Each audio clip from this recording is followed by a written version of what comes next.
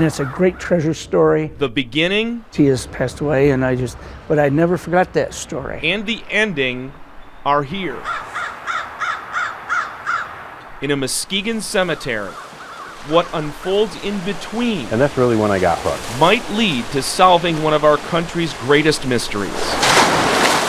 All evidence is exactly pointing right to what I've been told. Frederick J. Monroe first learned about the tale from a friend in 1973. He brought it to my attention about his grandfather on a deathbed confession. There's $2 million in gold bullion sitting inside of a boxcar, and there's only 3 people that know of it. And 2 of them, I believe, were already dead, and I believe this was the last one to know about it. This right here. Monroe told Kevin Dykstra the story, I started to search and search. triggering a massive research project, which they believe reveals how the lost Confederate gold treasure found its way to Michigan nearly 150 years ago. About 1892, boxcars were beginning to go across the Great Lakes or Lake Michigan. Dykstra found that boxcars were pushed off car ferries during bad storms to keep the ferries from sinking. That fact led to more research. I started digging into the Confederate gold with Jefferson Davis moving towards the south into Georgia, fleeing the Union troops. Follow the money, Some marauders got a hold of that gold at some point and stole it. which led him to a key name. I started focusing on one particular colonel. His name was Colonel Minty, who was actually in charge of the 4th Michigan Cavalry, who caught Jefferson Davis down in Irwinville, Georgia. Robert Horatio George Minty. If Robert Minty had anything to do with the Confederate gold, he would have had to commit treason to take it. Dykstra then uncovered that Minty was wrongfully court-martialed in 1864, ending his advancement in the military. Now I have motive. Dykstra believes Minty and his accomplices buried the gold near Lincoln County, Georgia, which is where legend states it was buried. Minty then retired to Jackson, Michigan, where he worked for the Detroit Railroad.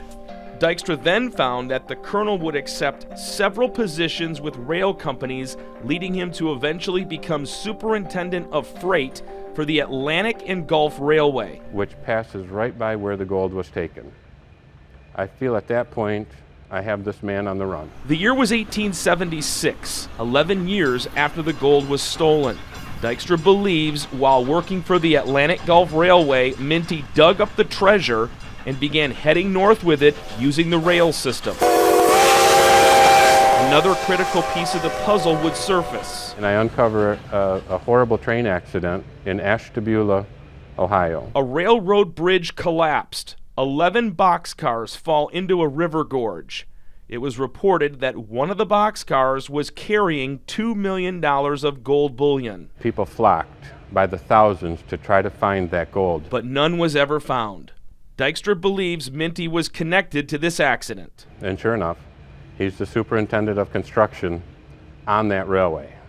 I believe he needed a diversion, and I believe with his credentials, he started the rumor of the $2 million at the bottom of the river gorge to keep everybody away from the gold that was en route at that time. Dykstra's research would eventually place Confederate gold in Michigan.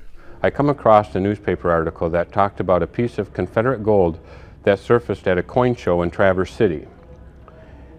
3 experts looked at the piece of gold, and they confirmed that it could only have come from the Confederate gold that was taken down in Lincoln County, Georgia. Dykstra was never able to place Minty himself in Traverse City, but he'd find the next best thing. Robert Minty married Grace Ann Minty. Her maiden name was Abbott. The Abbott brothers and sisters were living in Traverse City when the Confederate gold showed up at the coin show.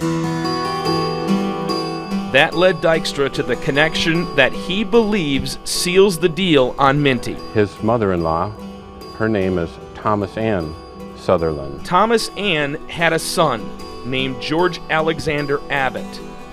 George's sister, Grace Ann Abbott, was married to none other than Colonel Robert Minty. And George Alexander Sutherland died in 1921, who did the deathbed confession to the friend of Frederick's grandfather. George Alexander Abbott was Robert Minty's brother-in-law. And so the story goes complete circle. Abbott died in Muskegon. His grave can be found there today. Doubt in my mind? No, none at all. X marks the spot. I just think everyone should know about this. I just think it's great. Dykstra and Monroe believe the lost Confederate treasure is buried in the deep somewhere off the coast of Frankfort, Michigan. I know the gold is out there in Lake Michigan waiting to be found. During one of their expeditions, they discovered this.